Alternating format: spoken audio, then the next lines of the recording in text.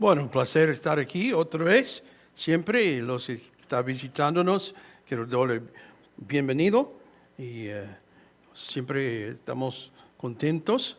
Y estamos hoy en el libro de 2 de Timoteo, capítulo 2.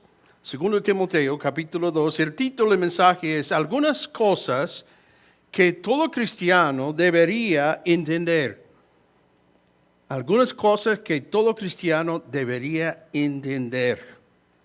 Bueno, hemos ya leído nuestro texto de hoy, pero quiero comenzar por mirar el versículo número 7.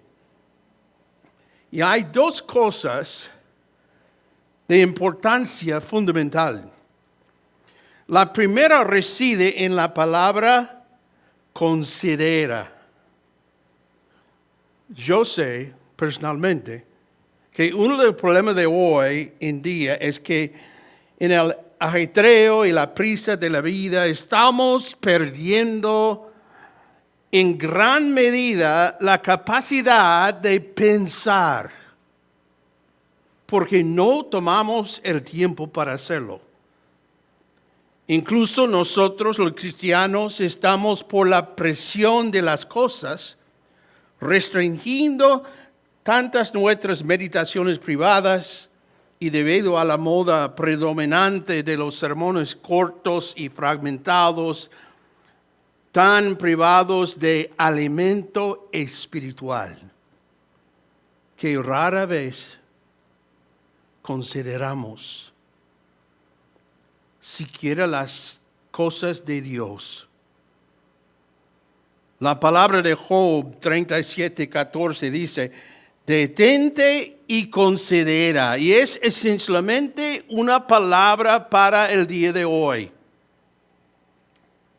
Luego esa otra palabra en versículo 7 es la palabra entendimiento. El hombre natural común no comprende ni puede comprender las cosas de Dios. Pablo escribió a los 1 Corintios, capítulo 2, porque se disciernen espiritualmente. Pero el hombre natural no acepta las cosas del Espíritu de Dios porque para él son necedad y no las puede entender porque son cosas que disciernen espiritualmente.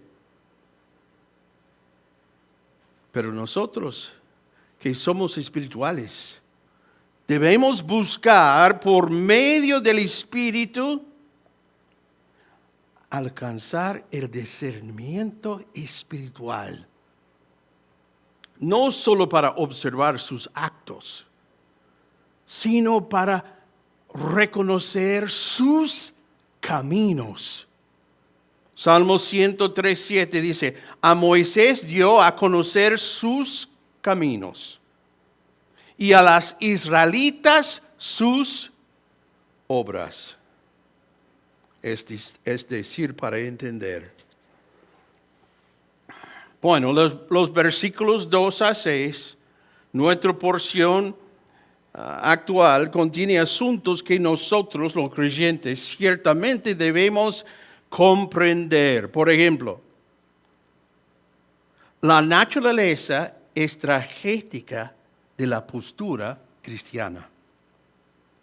Si eres cristiano, eres en tu medida y según tus circunstancias responsable de difundir la verdad y transmitir la vida. Mira aquí. Primero vemos los eslabones de la cadena. ¿Qué dice al principio? Tú pues, hijo mío, fortalécete en la gracia que hay en Cristo Jesús. Yo le que has oído de mí en presencia de muchos testigos, eso encargo a los hombres fieles que sean capaces de enseñar también a otros. La verdad es, ese mensaje fue dado a Pablo. Y bueno, en la última serie de mensajes vimos en Juan capítulo 1 cómo Jesús escogió los discípulos. Primero había Andrés y él llevó Simón Pedro. Había luego Felipe, Natanael, eslabones de la cadena. Pero aquí la verdad es dada a Pablo, a través de él, dada a Timoteo, luego a través de él, dada a hombres fieles, luego a través de ellos, dada a otros también. Cada alma ganada es un nuevo centro de influencia. Se ve cómo esto se desarrolla de manera sorprendente en el caso, como mencioné en Juan capítulo 1, con Andrés y los primeros discípulos. ¡Qué cadena tan preciosa! Así, cada cristiano ocupa una posición estratégica.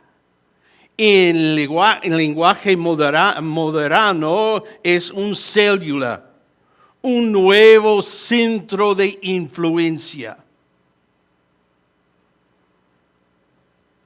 Fíjate por un momento en el momento en que Timoteo lo recibió. En presencia de muchos testigos. Nos da una pista probable. Evidentemente fue en el momento de su ordenación, su apartamiento. Como dice en versículo 6 de capítulo 1, mediante la imposición de mis manos. Pero no fueron solo las manos de Pablo, sino que también se registra en 1 Timoteo 4:14 la imposición de manos del presbiterio. Parece como si en ese servicio solemne se incluyera una lectura pública y una transmisión pública a Timoteo de ese resumen de doctrina cristiana que Pablo ha llamado la forma de las sanas palabras. Fue para la difusión de ese conjunto de verdades que Timoteo fue apartado ese día. Y en presencia de muchos testigos, esos presbiterios y otros. Y si el joven obispo llegara a vacilar, había muchos de esos testigos para recordarle la ocasión solemne y la solemne confianza que se le había confiado allí en ese momento. Así que número 3, la responsabilidad de transmitirlo le fue impuesto una vez más. Noten lo que dice. Segundo Timoteo. Aquí está. Versículo 1. Tú pues, hijo mío, fortalece en la gracia que hay en Cristo Jesús. Ya lo que has oído de mí en presencia de muchos testigos, eso encarga a hombres fieles. Él tiene la responsabilidad de encargar, justo como Pablo lo había hecho con Timoteo.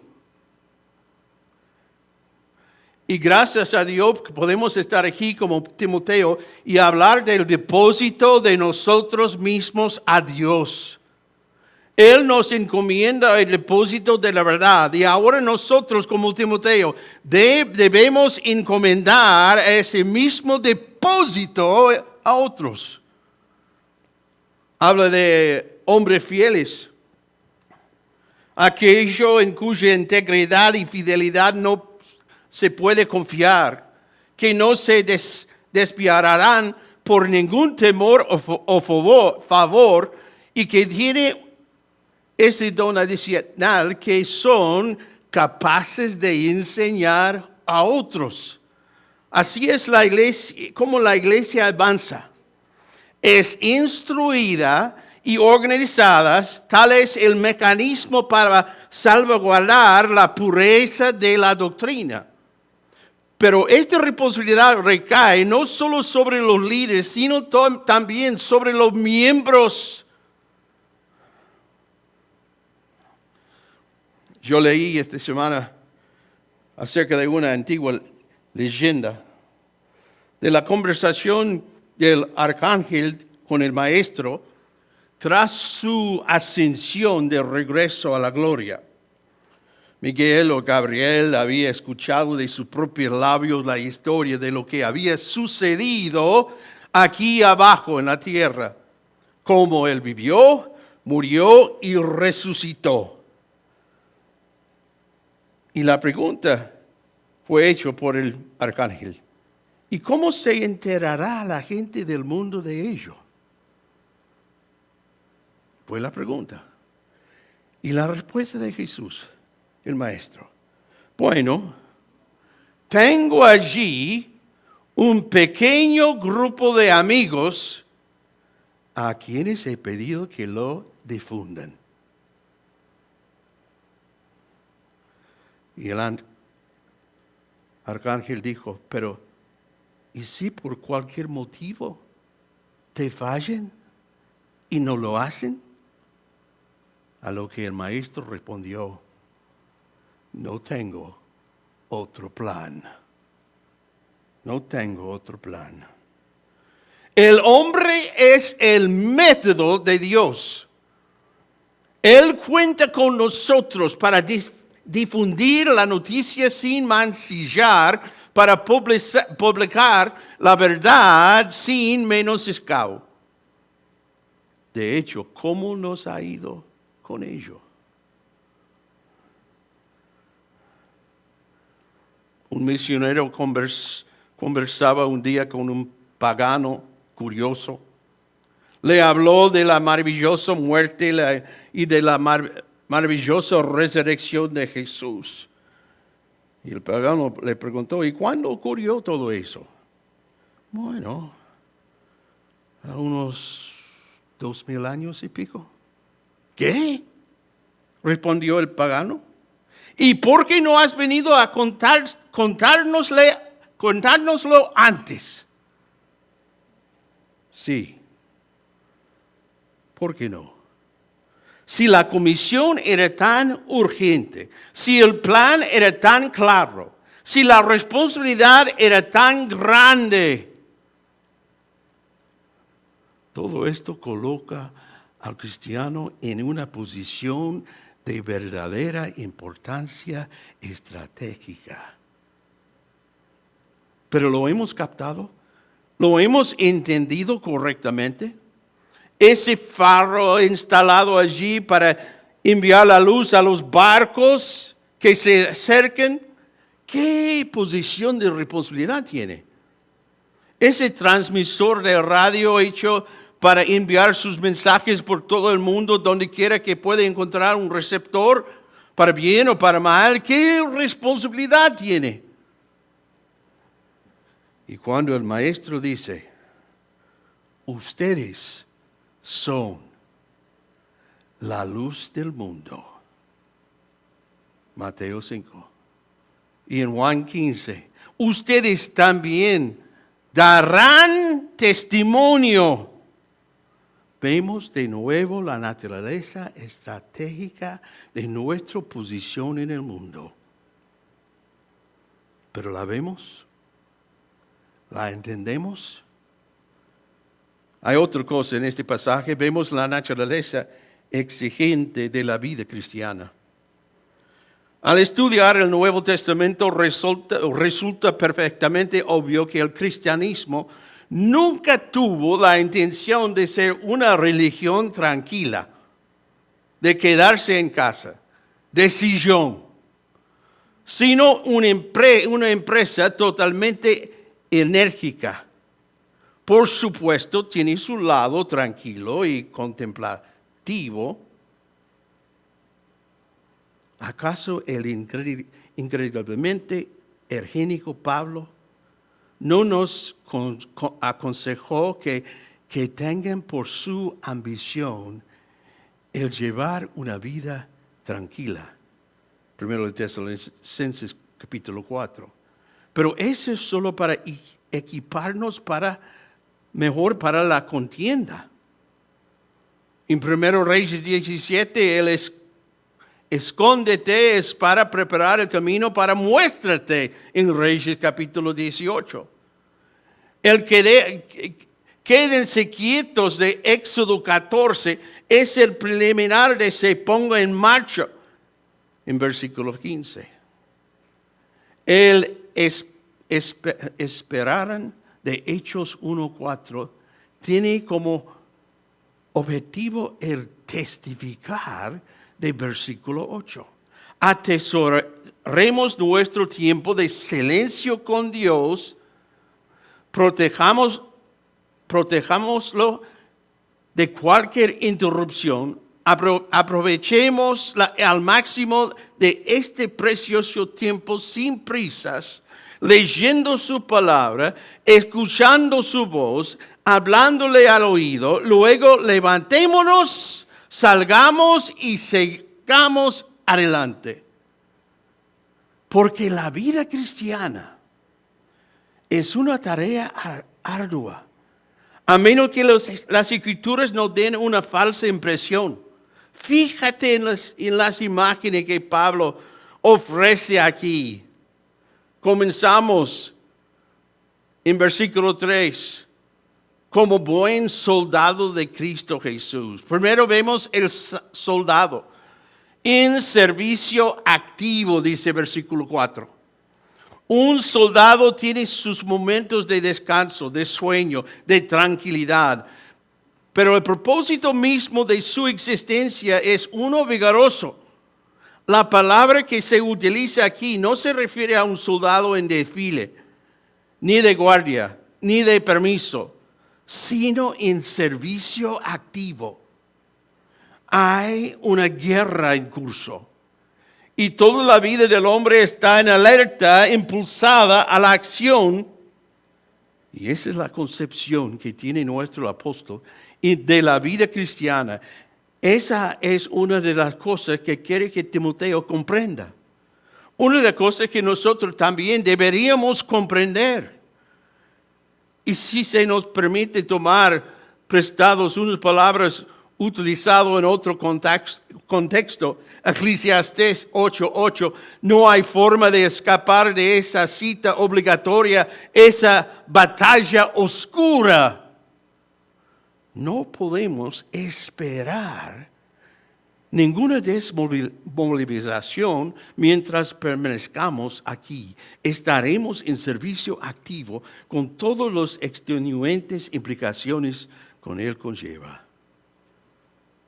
Versículo 5 dice, también el que compite como atleta no gana el premio, sino compite de acuerdo con las reglas. Vemos el atleta, el que compite. No parece del todo claro si Pablo se refiere aquí al luchador o al corredor. Pero en cualquier caso, ¿qué figura tan enérgica es? Fíjate en los músculos tensos del hombre. Fíjate en su rostro tenso. Lo está dando todo. Todo su ser está volcado en la contienda de ese encuentro, como debería estar el nuestro. Porque, ¿qué dice en Efesios capítulo 6? Nuestra lucha no es contra sangre y carne, sino contra principados, contra potestades, contra los poderes de este mundo de tinieblas, contra las fuerzas espirituales de maldad en las regiones celestes. Hebreos dice en capítulo 12, versículo 1, corramos con paciencia la carrera que tenemos por delante. Y por cierto, esa frase con paciencia nos recuerda que nuestra carrera cristiana no es un simple sprint, solo un gran esfuerzo breve y luego se acaba todo. Algunos de nosotros podríamos tener un gran éxito si fuera así. Pero lo que nos frustra es la perseverancia, seguir adelante sin cesar. Como tantos de nosotros en el libro de Daniel, dijo de él, Daniel se propuso, pero la diferencia de muchos en versículo 21 dice, Daniel permaneció en el servicio. Los 100 metros, sí, eso podríamos lograrlo. Tal vez incluso a un ritmo constante, 10 segundos. Bueno, yo digo 10, quizás para mí 20 o 30 segundos. De vigor concentrado, casi salvaje, el cuarto de la milla o más. Eso es algo muy distinto. Eso exige tanto resistencia como esfuerzo. Esa es nuestra carrera actual. No un sprint, sino una carrera de larga distancia. Bueno, luego versículo 6. El labrador que trabaja. Hablando aquí acerca del granjero. Bueno, mi abuelo era un granjero y a veces en el verano yo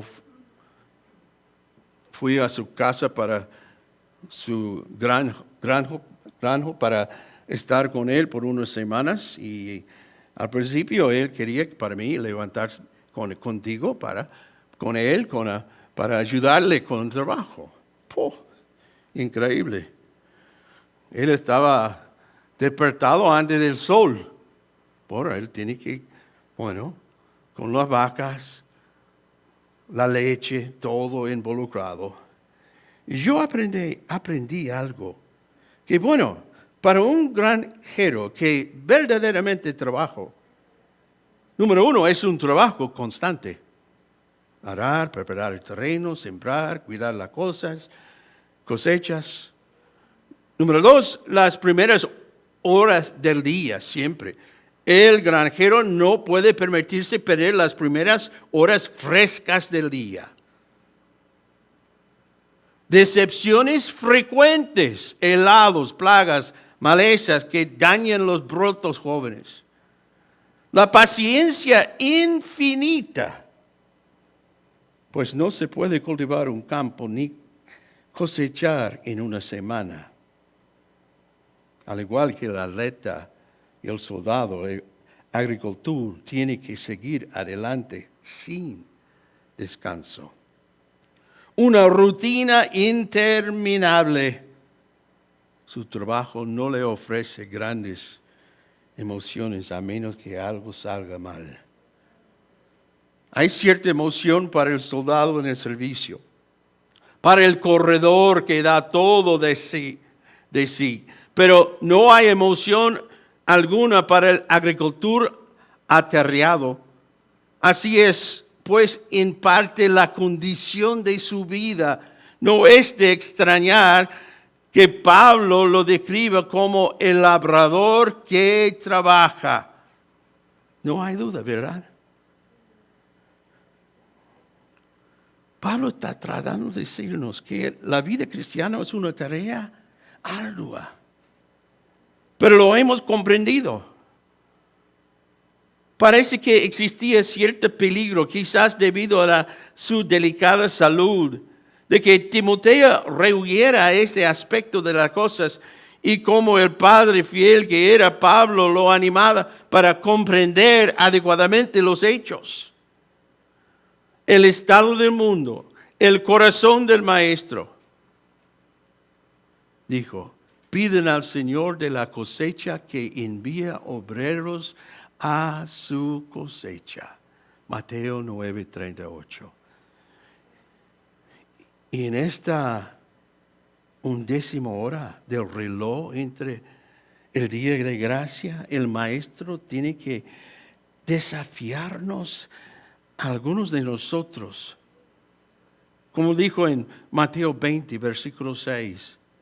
porque han estado aquí parados todo el día sin trabajar. Él quiere, necesita obreros. Bueno, a continuar notamos la naturaleza sacrificial de la experiencia cristiana. Fue el propio Maestro quien dijo en Lucas 9, si alguien quiere seguirme, niéguese a sí mismo, toma su cruz cada día y sígame. Que diga no a su yo. Que le dé de espalda, que lo borre de su vida. Y al revisar nuestro pasaje actual nuevamente, vemos cuán completo el apóstol ha asimilado la enseñanza de su Señor. Pues si cumplen las instrucciones implícitas de Pablo, entonces el yo de Timoteo debe desaparecer y el nuestro también. Está claro que hay cosas que hay que soportar. Habla de sufre penalidades. Recuerde que para el soldado de Pablo no es tiempo de paz. Hay una guerra en curso. Tendrá que soportar las penurias de una vida dura y las condiciones de la batalla y tal vez heridas crueles. No debe sorprenderse de ello.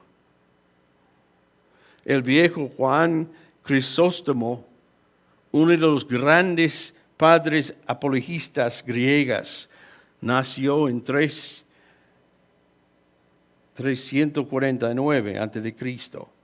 en Antioquía de Siria, dijo, no te conviene quejarte si soportas las dificultades, sino quejarte si no las soportas. Si el soldado cristiano lo tiene todo demasiado fácil, puede empezar a preguntarse si hay algo que no va bien. Si es tan activo como debería, o tan decidido, o tan leal, si realmente estamos a toque de fondo, es casi seguro que tendremos que soportar algún tipo de dificultad. Quizás por la falta de comprensión de nuestra propia familia, quizás por el ridículo o la oposición de nuestro entorno. Debemos afrontar el hecho de que si bien se puede ser soldado sin pasar por dificultades, no se puede ser un buen soldado sin estar completamente dispuestos a soportarlos. Segundo lugar, no estará solo por eso. Nuestras dos palabras son una palabra aquí en griego. Hablando de toma su parte en el sufrimiento. El pensamiento inmediato de Pablo para Timoteo es que el joven, si sufría, lo haría en compañía de él mismo. Timoteo debería sufrir el encarcelamiento. Como por Hebreos capítulo 13, versículo 23 dijo, sepan que nuestro hermano Timoteo ha sido puesto en libertad. Sabemos que lo hizo, pues también lo había hecho Pablo. Hay una cierta cualidad mística en este compañerismo en el sufrimiento que le quita algo del aguijón de la dureza. Es algo de lo que tenía en mente Pedro cuando él instó a los que sufrían a la firmeza con el pensamiento de que sabiendo que las mismas experiencias de sufrimiento se van cumpliendo en sus hermanos en todo el mundo. 1 Pedro 5:9. Aún más maravilloso. maravillosa es la expresión de Pablo, de su deseo de conocerlo a Él, hablando del Señor, y la participación en sus padecimientos. Filipenses 3:10. Además, hay cosas que deben evitarse. Los negocios de la vida diaria, es decir, de la vida civil cotidiana. El doctor Alexander McLaren ha escrito, en la época de Pablo no había ejércitos permanentes, sino que se convocaba a los hombres de sus ocupaciones habituales y se los enviaban al campo de batalla. Cuando llegaban a llamado apresurada, se dejaba el arado en el surco y el tejido en el telar. El novio se apartaba apresuradamente de su novia y dolente del féretro. Todas las actividades domésticas quedaban paralizadas mientras los hombres de la nación estaban en el campo de batalla.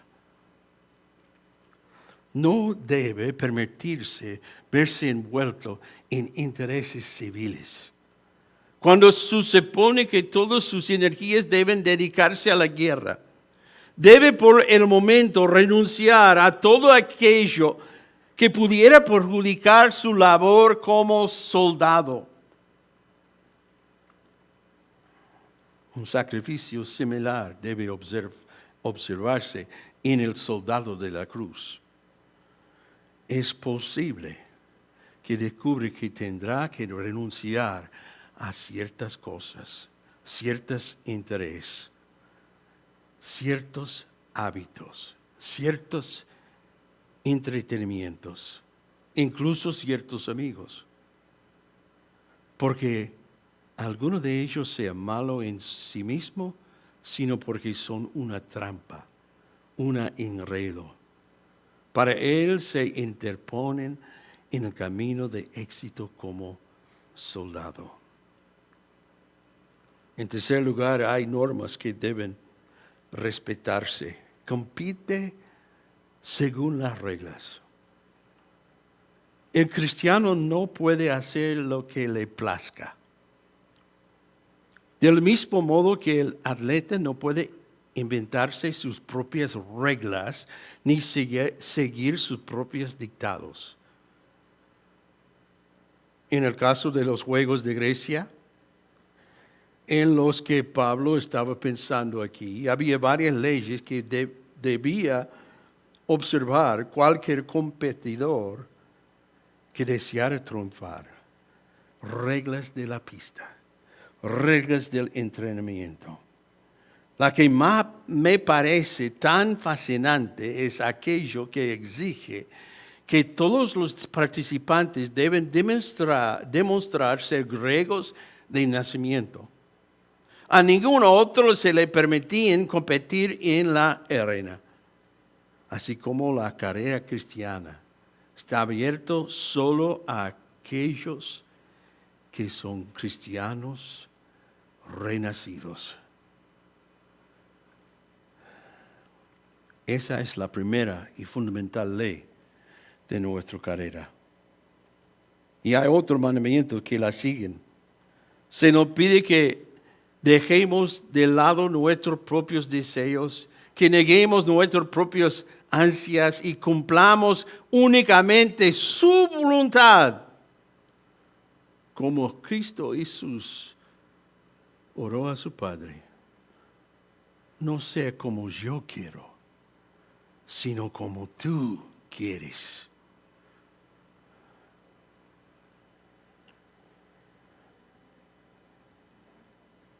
Así pues, a través de estas diversas implicaciones, Pablo inculca a su discípulo el carácter sacrificial de la vida a la que ha sido llamado, ya sea como cristiano a título personal o como líder público de la iglesia, el yo debe desaparecer en todo momento y siempre. A menudo pienso y digo que el yo es el principal problema del creyente. Tiene una forma tan particular de colarse y arruinar las cosas. La timidez, la autocompasión, la presunción, la confianza en sí mismo, la obstinación, el egoísmo. Niéguese a sí mismo, dice el Señor. Esta es una ley. La ley del éxito en la vida cristiana. Y esta es una de las cosas que los creyentes más necesitamos comprender. Y una vez comprendido, más necesitamos practicar. Yo recuerdo Juan el Bautista. Él dijo, es necesario que yo disminuya. Es necesario que Él crezca. Para citar el secreto de nuestro Pablo, no soy yo sino Cristo. Gálatas 2:20. ¿Hay alguien dispuesto a decidir que esta es una doctrina dura la que hemos estado predicando? Bueno, no nosotros, es Pablo. En realidad no él, sino el Espíritu Santo que lo inspiró. Sin embargo, suena todo demasiado duro, severo, demasiado prohibido. Todo esto sobre la naturaleza extenuante y sacrificial, lo que se nos exige. Muy bien, terminemos con una nota diferente, que también todo cristiano debe entender. La naturaleza gratificante del servicio cristiano. A pesar del costo actual, todo vale infinitamente la pena. Si desde aquí abajo miramos hacia adelante, o si desde allí arriba miramos hacia atrás, confesaremos cuán gloriosamente deseable ha resultado ser la vida. Romanos 8:18. Pues considero que los sufrimientos de este tiempo presente no son dignos de ser comparados con la gloria que nos ha de ser revelada. Hebreos 11:23. Consideró como mayores riquezas el oprobio de Cristo que los tesoros de Egipto, porque tenía la mirada puesto en la recompensa.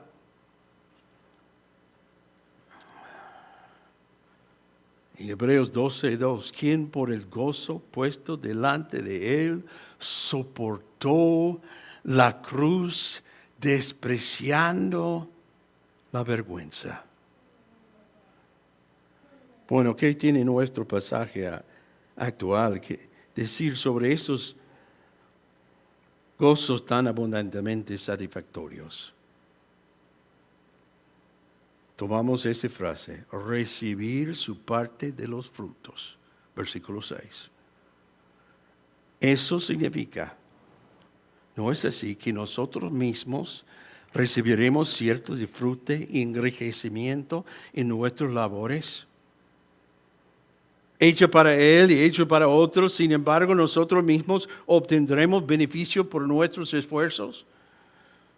Uno recuerda inevitablemente esa hermosa disposición de Deuteronomio 25:4. No pondrás bozal al buey mientras trilla. En el trabajo duro, el que le ha tocado a la pobre bestia muy agotador y muy aburrido, pero ¿por qué quitarle el bozal? Para que incluso mientras trilla el maíz puede comer del maíz. Al trabajar para otros, él mismo sale ganando. Número 12, frase, no gana el premio. ¿A qué se refiere ese premio? Es la recompensa del Señor que regresa para sus siervos fieles. Apocalipsis 22:12 dice, por tanto, yo vengo pronto y mi recompensa está conmigo para recompensar a cada uno según sea su obra. Ese es el premio a los ojos de Pablo. Valía todo el esfuerzo, sudor y lágrimas. Y de su máximo empeño. Hermanos, yo mismo no considero haberlo ya alcanzado, dijo Pablo. Pero una cosa hago, olvidando lo que queda atrás y extendiéndome a lo que está delante, prosigo hacia la meta para obtener el premio del supremo llamamiento de Dios en Cristo Jesús. Filipenses capítulo 3.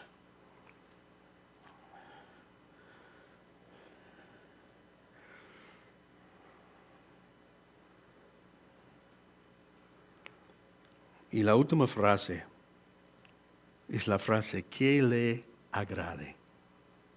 ¿Qué mayor gloria puede tener un ser humano? ¿Qué alegría más profundo puede experimentar que ganarse una sonrisa de su Señor? Al principio Dios los eligió. Los eligió para ser soldados. ¿Acaso dice que eso te excluye porque eres tan débil o insignificante que Él nunca te electaría para ser soldado? Oh, pero espera un momento, escuche esto. No hay muchos sabios según la carne, ni muchos poderosos, ni muchos nobles que sean llamados. Él no dice ninguno, sino no muchos. Pero Dios ha escogido lo necio del mundo para avergonzar a los sabios. Dios ha escogido lo débil del mundo para avergonzar a lo fuerte y lo vil del mundo y lo menospreciado. Has escogido Dios y aún lo que no es, para reducir a la nada lo que es, para que ninguna carne se glorie en su presencia. Él ha escogido deliberadamente, precisamente a esas personas improbables, porque cuando logran algo para Dios, eso no podría de ninguna manera reflejar gloria alguna en ellos mismos. Toda la gloria debe ir a Dios, quien les dio la capacidad.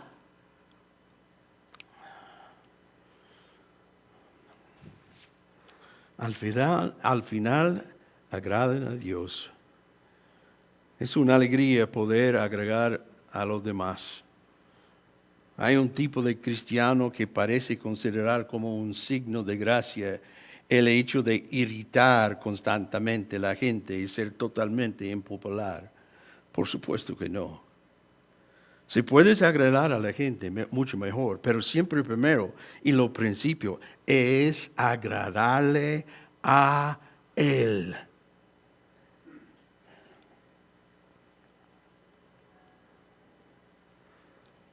Me recuerdo lo que dice de Enoch en Hechos capítulo 11, Hebreos capítulo 11, versículo 5. Hablando de Enoch, antes de ser trasladado, recibió testimonio de haber agradado a Dios. habiendo llegado conmigo hasta aquí, ¿te sorprende que tanto Timoteo como nosotros necesitemos fuerza para llevar a cabo lo que se nos han encomendado? Tendrá que ser una fuerza más allá de la nuestra. Y con mucho cariño, Pablo recuerda a Timoteo esa fuerza antes de mostrarle por qué la va a necesitarlo tanto. En el versículo inicial dijo, hijo mío, fortalézate en la gracia que hay en Cristo Jesús. Solo te fortalecerá adecuadamente cuando aprenda día a día a recurrir a su gracia, que es la única suficiente para fortalecerte para una vida tan estratégica, tan extenuante, tan sacrificado y sin embargo tan satisfactoria. Esa será como veremos más adelante. ¿Sabe qué? La última palabra que el apóstol les escribirá en capítulo 4. La gracia sea con ustedes. Amén. Estamos aquí esta mañana para recordar los grandes frutos de la gracia de Dios. El privilegio de ser usado en un mundo tan oscuro de pecado. Vamos a orar.